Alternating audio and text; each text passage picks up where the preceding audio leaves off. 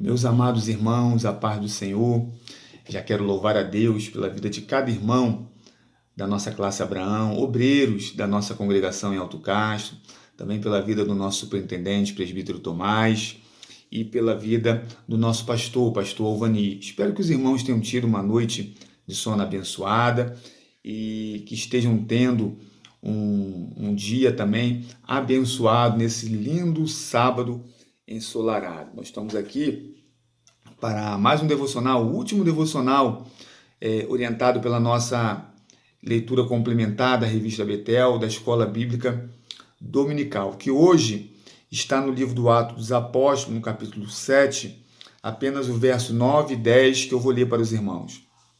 Os patriarcas invejosos de José venderam-no para ser levado para o Egito, mas Deus estava com ele e o livrou de todas as suas aflições, concedendo-lhe também graça e sabedoria diante de Faraó, rei do Egito, que o constituiu governador daquela nação e de toda a terra e de toda a casa real. Aleluia. Nós estamos nos preparando para a lição de número 11, que tem por título Os planos de Deus nos sonhos de José. O texto áureo diz: o coração com saúde é a vida da carne, mas a inveja é a podridão dos ossos. Na verdade aplicada, diz que não devemos compartilhar com qualquer pessoa as coisas que Deus tem revelado a nosso respeito. O motivo de oração é: ore para que Deus nos proteja de pessoas invejosas. Então nós vamos ver como a inveja esteve presente durante a história de José e como isso interferiu no plano, de salvação, de redenção do Senhor. Ao longo dessa semana, nós fizemos vários devocionais orientados pela revista, e esses devocionais, eles vão contando a história, nós fomos contando a história de José através desses devocionais. E nos ensina bastante. Hoje, eu pretendo revisar tudo que foi falado ao longo da semana dentro do que propõe a nossa revista, a nossa lição. Então, nós temos estudado que a história de José, ela ganha proeminência na narrativa bíblica, ela é importante no estudo bíblico, de Gênesis, sobretudo, porque ela é uma transição do período patriarcal para o período tribalista. No período patriarcal ou nomadista, nós vimos que Deus chama Abrão de Ur dos Caldeus e lhe faz promessas. E essas promessas são confirmadas ao seu filho Isaque.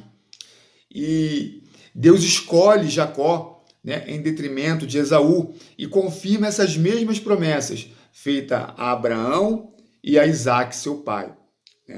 Nós vimos que Jacó vai ter 12 filhos com mulheres diferentes, E vimos também que Jacó amava a Raquel, Na narrativa bíblica nós vemos que possivelmente foi um amor à primeira vista. Ele encontra a Raquel na entrada da cidade de Harã, próximo ao poço, quando ela levava os gados do seu pai para beber água. E Jacó tinha acabado de chegar na cidade, se encontra com Raquel e ali passa a desejar aquela mulher. O amor foi tão grande que ele trabalha 7 anos por Raquel e recebe Leia. Então depois ele tem que trabalhar mais 7 anos para receber a mão de Raquel. Isso tudo nós vimos nas lições anteriores. E depois ainda trabalha mais 6 anos, onde Deus o abençoou e o fez prosperar. Então, Raquel era a mulher amada de Jacó.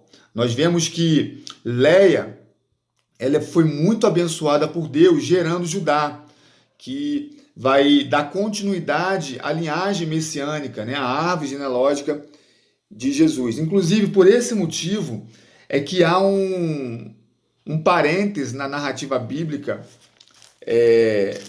de Gênesis para contar a história de Judá e Tamar. né? E depois a narrativa bíblica prossegue contando a história de José. Então, no capítulo 37, o texto de Gênesis vai falar da história de José e de seus irmãos.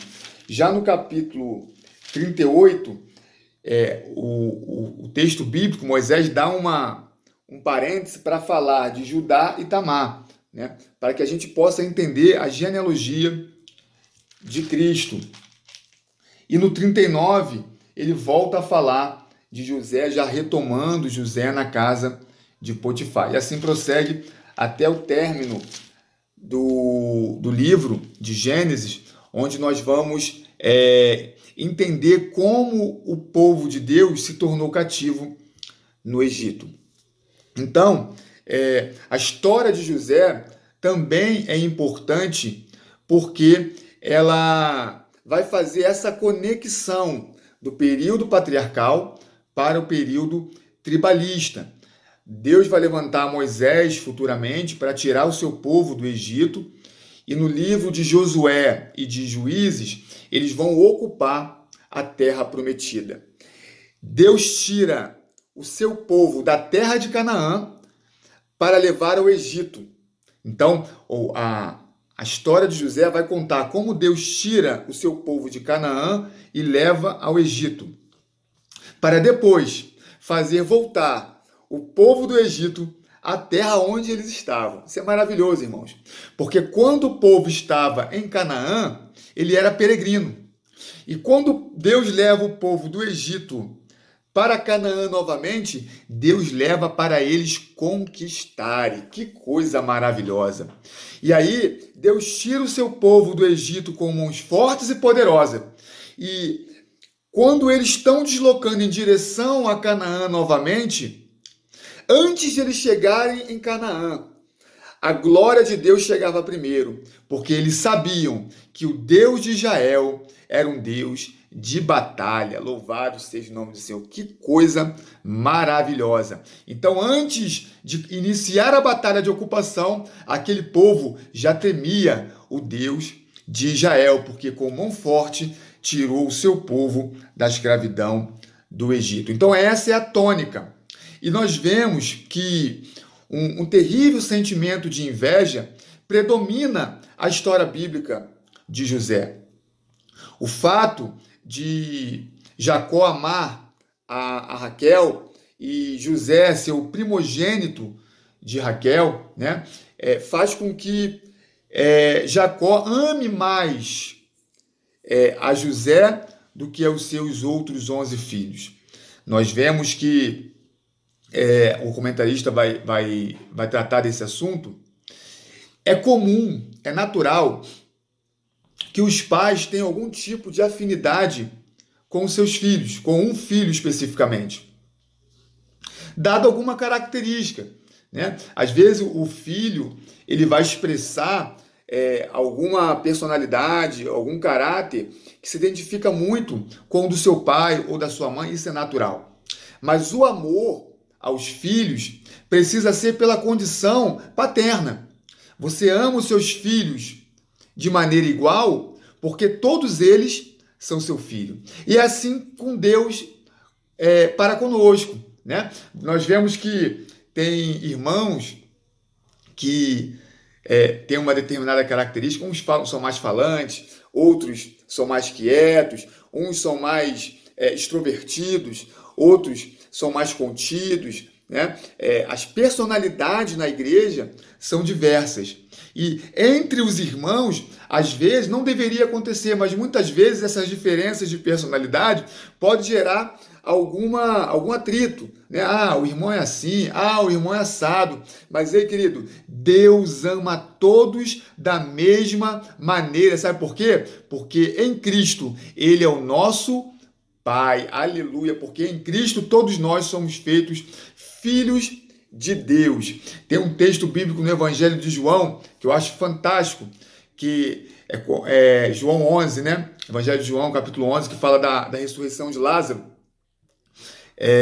A narrativa bíblica faz questão de ressaltar que Jesus amava a Lázaro, a Maria e a Marta, porque Deus nos ama todos da mesma maneira, né? É o texto áureo da Bíblia, João 3,16, porque Deus amou o mundo de tal maneira, né, que deu o seu Filho unigênito para todo aquele que nele crê não pereça, mas tenha a vida eterna. É um amor imensurável que é derramado sobre as nossas vidas diariamente. Ele faz nascer o sol, independente de nós sermos merecedores. Ele faz cair a chuva sobre a terra para brotar a erva, independente de nós sermos merecedores, simplesmente porque Ele nos ama. Aleluia! Louvado seja o nome do Senhor. Então, o amor é da condição de pai.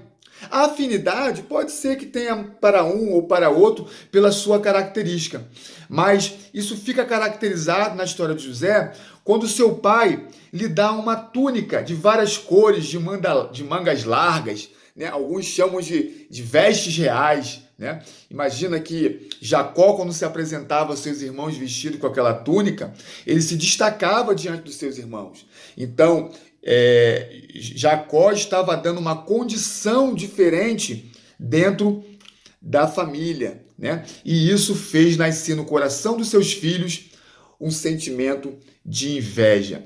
Ninguém quer ser rejeitado pelo seu pai, ninguém quer ser preterido no amor do seu pai ou da sua mãe. Então isso já nos deixa um ensinamento que nós precisamos expressar o nosso amor aos nossos filhos de maneira que todos se sintam acolhidos e amados. Talvez um filho precise de mais atenção, talvez outro filho precise de mais correção, mas o nosso amor tem que ser demonstrado de maneira igual. Aleluias. E outros fatores também chamaram a atenção para que esse sentimento de inveja os dominassem. Porque o desejo dos irmãos de José para com ele era um desejo mortal. Eles planejaram matar José. Então, a narrativa de Gênesis vai nos dizer que José tinha uma moral ilibada, ele tinha um caráter moral diferenciado. Então, sempre que ele via a prática imoral dos seus irmãos, ele só não copiava nem praticava, como ele também denunciava ao seu pai, né? Ele tentava fazer com que o pai corrigisse a conduta errada dos seus irmãos. E isso foi cada vez inflamando mais esse sentimento de inveja, né? E também os sonhos. José ele passa a ser odiado pelos seus pais, pelos seus irmãos, porque Deus havia dado sonhos a José. Interessante, é importante a gente ressaltar, e nós falamos isso ao longo da semana, que os sonhos de José não refletiam o desejo do coração de José. Os sonhos que José tinha eram uma revelação de Deus sobre aquilo que Deus iria fazer na vida de José com relação ao seu povo, o povo escolhido. Então José sonha que os feixes de trigo de seus irmãos se dobravam diante dos feixes dele, que ficava de pé. E também vê o sol, a lua e 11 estrelas se prostrando diante dele. Então, é uma clara evidência, né, de que a condição de José estava se sobrepondo sobre a sua família, ou seja, José seria exaltado dentro da sua família. E isso fez com que incendiasse um sentimento de inveja. Que sentimento terrível. Nós temos falado que o motivo de oração, né, da nossa lição é para que Deus nos proteja de pessoas invejosas. É muito importante que nós estejamos blindados de pessoas com esse sentimento, porque para essas pessoas, não importa o que se faça, ela sempre vai estar nos odiando, porque o que as incomoda é a nossa alegria, é o projeto que Deus tem na nossa vida, é a maneira com que Deus nos usa.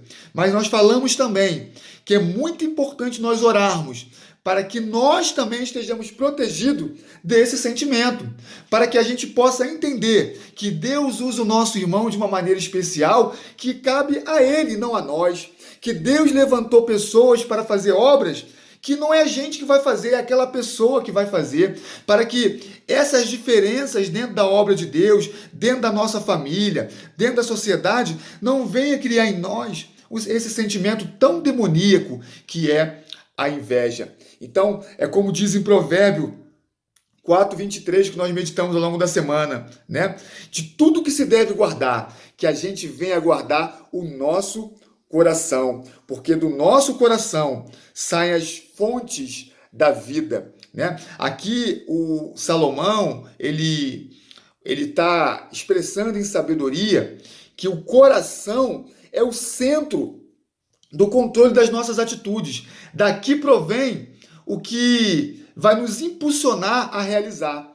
Então, se você tem feito coisas que glorificam a Deus, é porque o seu coração é puro. Agora, se você tem tido sentimentos e práticas de coisas que envergonham ou que não exaltem o nome do Senhor, é porque nós precisamos guardar e limpar o nosso coração. Aleluias! Louvado seja o nome do Senhor. Então, eu marquei aqui que esta predileção de Jacó por José lhe rendeu uma túnica colorida de presente e o ódio mortal pela inveja dos seus irmãos.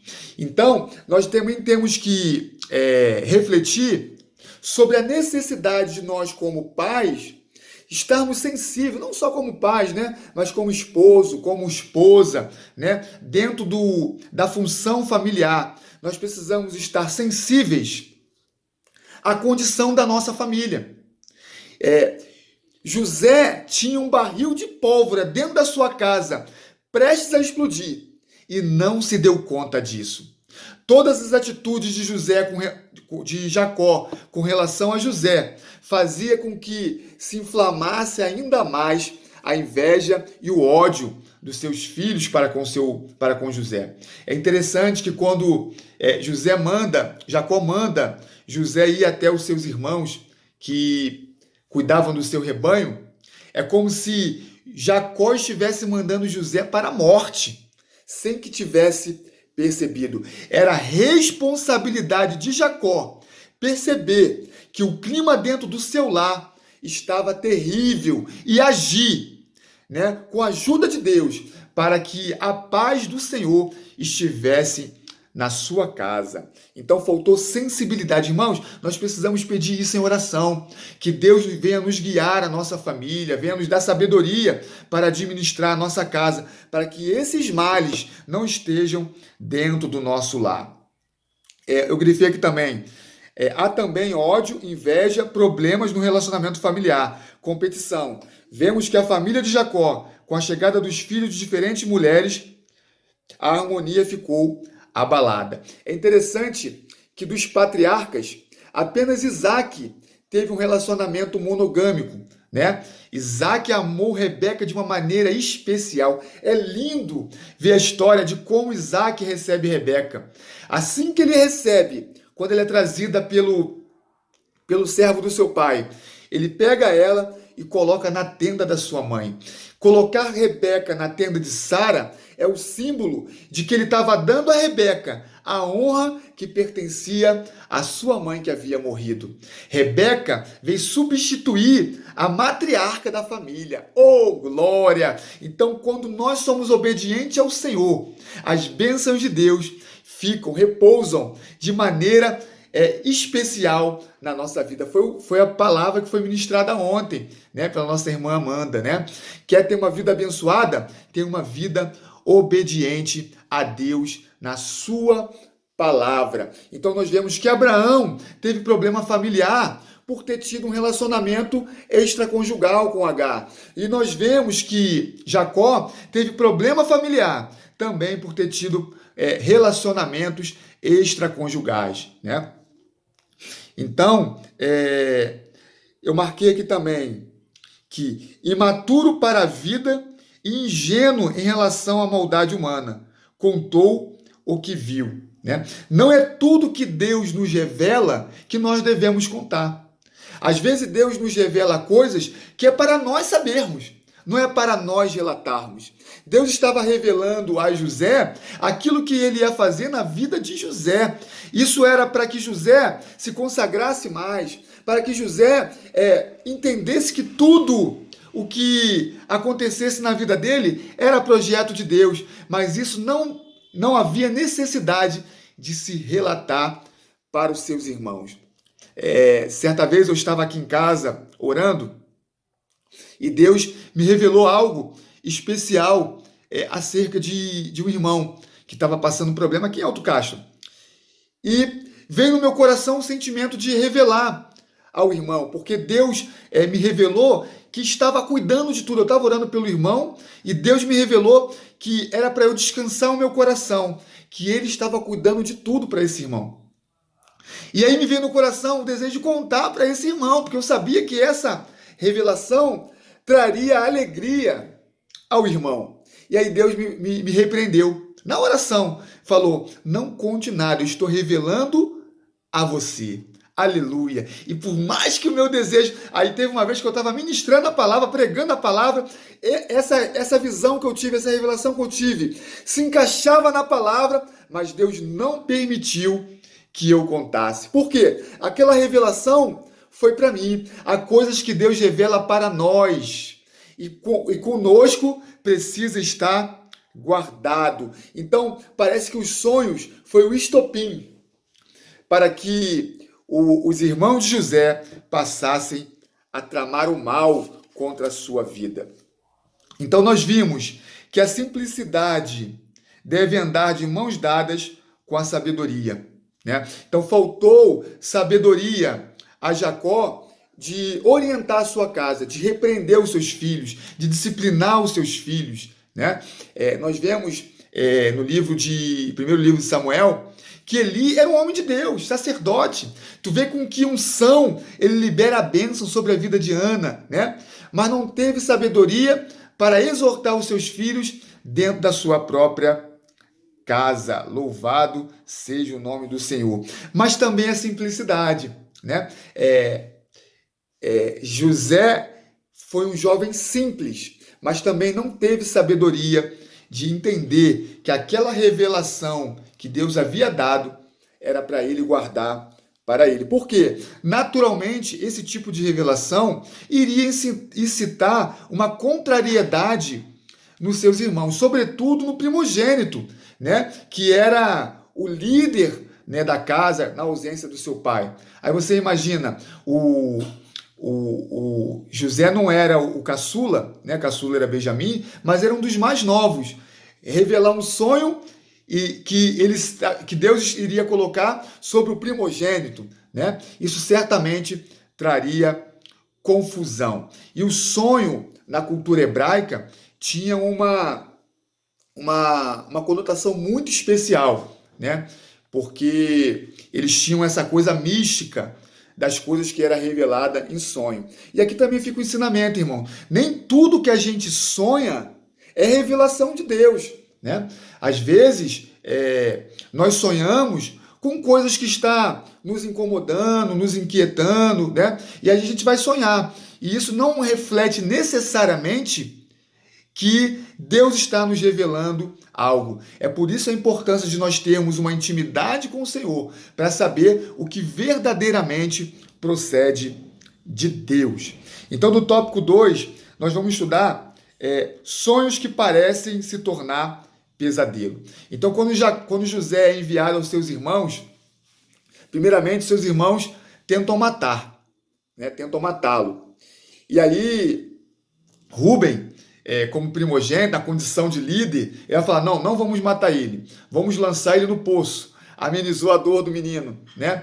E Judá, ele vai ver que está passando uma caravana ismaelita e vai dar a sugestão de vender José como escravo, né? A ideia aqui é de eliminar, é de neutralizar.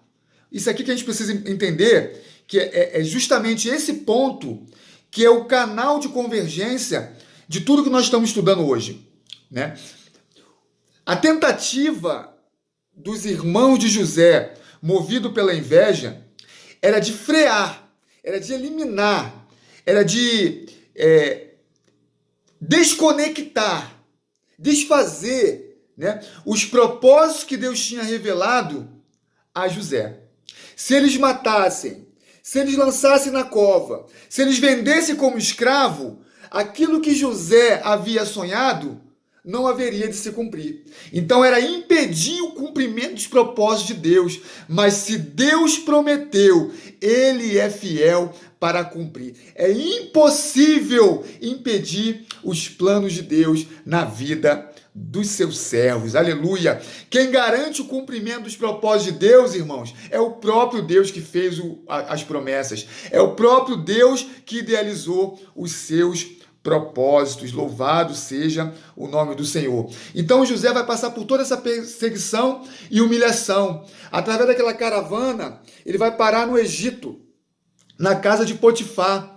E ali Deus também é com ele, porque quando Deus quer cumprir os seus propósitos, ele vai fazer que todas as coisas contribuam para o cumprimento daquele propósito. Então, onde José estava, ele era abençoado. É por isso que é importante nós estarmos na escola bíblica dominical para aprender a palavra de Deus. Porque às vezes pregam por aí: onde você colocar a planta do seu pé, você vai ser abençoado. Onde você colocar a sua mão, vai prosperar. Depende, irmão. Depende se o local que você está colocando a planta dos seus pés está debaixo da obediência do propósito de Deus. Depende se o que você está colocando as suas mãos é coisa santa, é onde Deus está mandando você botar as suas mãos. Se o local que você está indo é o local que Deus designou para você ir. Porque se for verdadeiramente, Deus vai te abençoar. Porque o que é a condição de servo? Nós falamos aqui no nosso devocionais. Servo é estar a serviço. Então, o cristão na condição de servo é a condição de trabalhar no cumprimento do propósito de Deus. Quando nós falamos, ô servo de Deus, é porque aquela pessoa, ela trabalha no cumprimento do propósito de Deus, né? Você está fazendo a cantina do Depim, eu vou abençoar. Sabe por que eu vou abençoar? Porque isso é propósito de Deus, que o Depim da nossa congregação cresça, que aquelas crianças sejam jovens abençoados debaixo da presença do Senhor, que sejam adultos que vão constituir famílias abençoadas para a glória do nome do Senhor. Então, quando você age, quando você trabalha no serviço do cumprimento do propósito de Deus, aí Deus te abençoa, a tua finança é próspera. Quando você sai da sua casa para evangelizar, Deus vai te abençoar, porque os teus pés estão te levando para o cumprimento do propósito de Deus, que é ganhar almas para o nosso Senhor Jesus. Quando você ajuda o seu pastor, o seu líder, naquilo que ele está idealizando para a glória de Deus, você vai ser abençoado. Sabe por quê? Porque você está trabalhando na mordomia cristã. Você está contribuindo para o cumprimento dos propósitos do Senhor. Então Deus era com José na casa de Potifar. Deus era com José na prisão. Por quê, irmãos? Porque José estava trabalhando no cumprimento dos propósitos de Deus. Que coisa maravilhosa, né, irmãos? Irmãos, não importa aonde você esteja.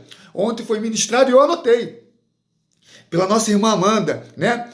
Que o momento que nós estamos vivendo é o preparo para a vitória. Se nós estivermos debaixo do propósito de Deus, da obediência de Deus, o momento que nós estamos vivendo, seja bom, quer seja ruim, é o preparo para a vitória que já está pronta para Deus nos entregar. Ele só está nos preparando. Aleluia, louvado seja o nome do Senhor. Então, há um ponto da narrativa da história de José que parece que tudo que ele sonhou estava se tornando em pesadelo.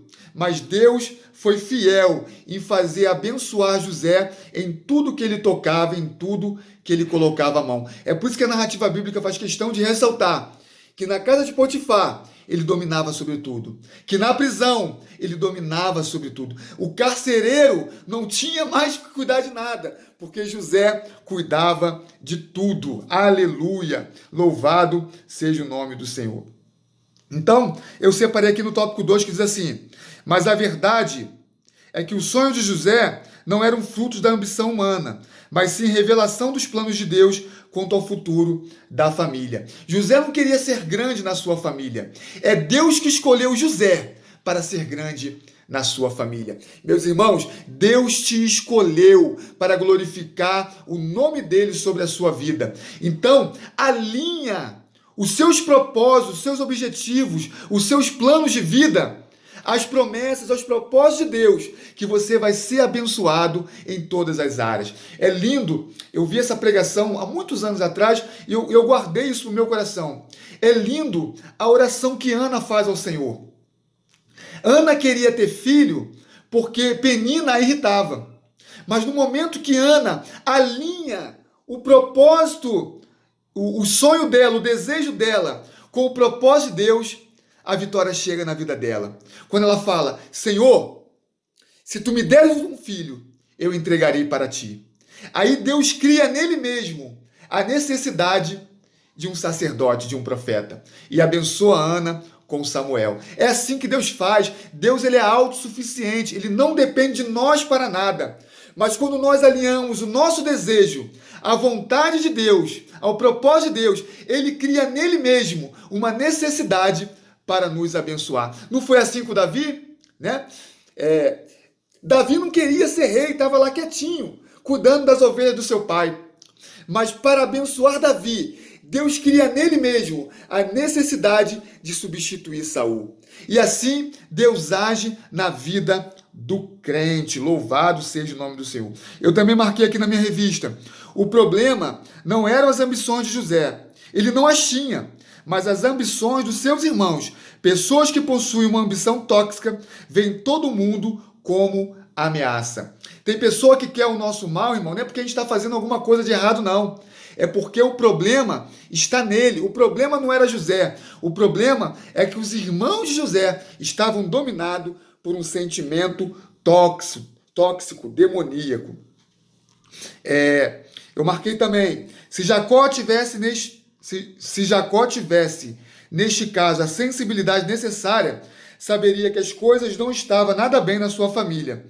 A aparente harmonia externa não significa que tudo está bem, né? Então nós precisamos ter essa sensibilidade no nosso lar, no nosso trabalho, né? De perceber que, embora pareça que está tudo bem, né? A gente precisa ter essa sensibilidade de perceber que alguma coisa precisa ser curada, que alguma coisa precisa ser repreendida. Então que neste domingo Deus venha nos dar essa sensibilidade espiritual, que a graça do Senhor venha nos conduzir de maneira que a gente possa perceber aonde está o mal para desviar da presença dele, né? O pastor ministrou, até citei aqui nos outros devocionais, na última quarta-feira, sobre a corrida da carreira cristã, né? A nossa carreira cristã é uma corrida, como diz lá na carta aos Hebreus, no capítulo 12, no verso 1 e 2, né? Que nós devemos correr, né, para a carreira que nos está proposta, nos livrando de todo o embaraço e do pecado que tão de perto nos rodeia. Então o pastor citou o exemplo de José, que na casa de Potifar foi assediado pela mulher de Potifar. E aqui, irmão, nós falamos, né, o assédio sexual, lascívico, ele não é só, ele também é da mulher para o homem, né? Então nós temos que estar vigilante a esse respeito, né? E aí nós vemos que José, ele corre do pecado, né?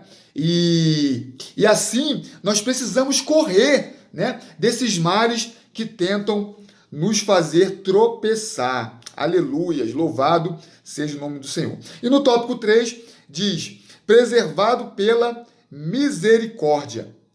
O homicídio estava premeditado, irmãos. Não foi a bondade de Rúben que livrou José. Foi a bondade de Deus que se manifestou sobre a vida de Rúben através da misericórdia, preservando José para que os seus propósitos fossem cumpridos. O coração humano, irmão, a natureza humana, ela é inclinada para o pecado. É por isso que nós precisamos da graça e da misericórdia de Deus. Nada que nós fazemos de nós mesmos é bom. Nós precisamos de Deus para que, através dele, a gente possa praticar boas obras, né? É interessante que nós estudamos já em alguns anos atrás, né, os atributos de Deus, né? Nós vemos que alguns atributos de Deus são comunicáveis ao homem, né? como a bondade. A bondade é um atributo de Deus que é comunicado ao homem. Os atos de bondade do homem são reflexos da bondade de Deus, né? A misericórdia, a bondade, ela se divide em graça e misericórdia, né? A misericórdia de Deus, a misericórdia que o homem pratica, é o reflexo da misericórdia de Deus, é um atributo de Deus que ele comunica ao homem. Quando ele criou o homem, ele deu condição de o homem externar coisas que era propriamente dele, né? A santidade, né? A separação do pecado não provém de nós mesmos, irmãos. É um atributo de Deus, ele é santo e ele comunica essa santidade ao homem. É por isso que nós vemos lá na carta do profeta Isaías, né, que nós vimos em alguns devocionais anteriores, né, quando os querubins que adoravam a Deus falavam: Santo, Santo, Santo é o Senhor dos exércitos, né? É um atributo de Deus que se manifesta de uma maneira extraordinária. A repetição da palavra santo em 3 vezes é que lá na cultura hebraica, na língua hebraica, eles não têm a forma sintética de expressar as palavras. Então, eles não falavam santíssimo, né? Eles não conseguiam expressar a santidade de Deus da maneira que ela é. Não tem como resumir a santidade de Deus em uma palavra. Se você falar que Deus é santo, você não está expressando a verdadeira santidade de Deus. É por isso que os querubins falavam: Santo, Santo, Santo é o Senhor dos exércitos, aleluia, e o céu está cheio da sua glória. Então, essa misericórdia que guarda José é uma manifestação da misericórdia de Deus. O comentarista diz que a inveja é um sentimento deprimente no coração humano, pois é o ódio pelo que é bom no outro, ou o que é bom para o outro. Então, o invejoso, ele sente ódio de ver que a gente tem alguma coisa boa, ou de que alguma coisa boa está acontecendo conosco. É por isso que a palavra de Deus diz que nós precisamos nos alegrar com os que se alegram e chorar com os que choram. Aí o tópico 3 vai falar da misericórdia salvadora e um pai em luto, né? Nós vemos que Deus usa de misericórdia para preservar José. E os irmãos de José precisavam dar uma satisfação ao seu pai em casa. Então eles vão pegar justamente a túnica que o seu pai havia dado a José, vão matar ali os animais, vão sujar de sangue para simular a morte do seu irmão. Isso vai trazer profunda dor e tristeza a Jacó. E um canal paralelo aqui nesse ponto da história é que, da mesma maneira, ou de maneira semelhante com que Jacó enganou o seu pai Isaque para receber a bênção, né? Porque quando Jacó vai enganar Isaque, ele veste a túnica do seu irmão Esaú, né? E ele mata os cordeiros, né? Mata os animais para enganar o seu pai Isaque. E aqui os irmãos de José vão matar os animais, vão pegar a túnica para poder também enganar o seu pai Jacó. Então, Jacó é enganado com os mesmos elementos que ele utilizou para enganar ao seu pai Isaque. Então, um paralelo interessante, né? Da lei da semeadura. Nós precisamos entender que os nossos atos nessa vida, eles nos trazem consequências, né? Nós carecemos da misericórdia de Deus, né, para o perdão, para iniciar uma nova vida, precisamos seguir em frente, mas nós precisamos também refletir nos nossos atos, porque eles nos trarão consequências, né? E então nós vimos no tópico 3 que a maldade humana não é um acidente nem um deslize humano, é o coração caído, seguido do seu curso natural. Somente pela misericórdia de Deus, esse curso natural maligno é sempre interrompido pela graça. Então que fique essa reflexão, meu irmão, né, para as nossas vidas no próximo domingo, né, que nós carecemos da misericórdia e da graça de Deus, né, para instruir bem a nossa família, né, e para que ser perdoado dos nossos males, para que a nossa inclinação humana não venha nos levar a praticar coisas que desagradam a Deus. A palavra de Deus diz que a carne milita contra o espírito e o espírito contra a carne. Quanto mais atitude nós praticarmos, instruído pela graça de Deus, pelo Espírito Santo de Deus, mais assertivos nós vamos ser. E menos sofrimentos como Jacó teve dentro da sua casa, nós vamos experimentar. Então a conclusão diz: o estudo sobre a vida de José atesta a relevância de atentarmos para as ações que devemos tomar, visando construir um ambiente familiar saudável, a necessidade de preservarmos no cultivo dos valores bíblicos, mesmo no ambiente adverso, e a confiança de que Deus é poderoso para levar adiante o seu perfeito e maravilhoso plano. E aí eu quero concluir dizendo que quando Deus honra José no Egito, e os seus irmãos vão até o Egito para buscar o alimento, e José reconhece os seus irmãos, ele não, ao contrário dos seus irmãos, ele não é dominado pelo sentimento de vingança, né?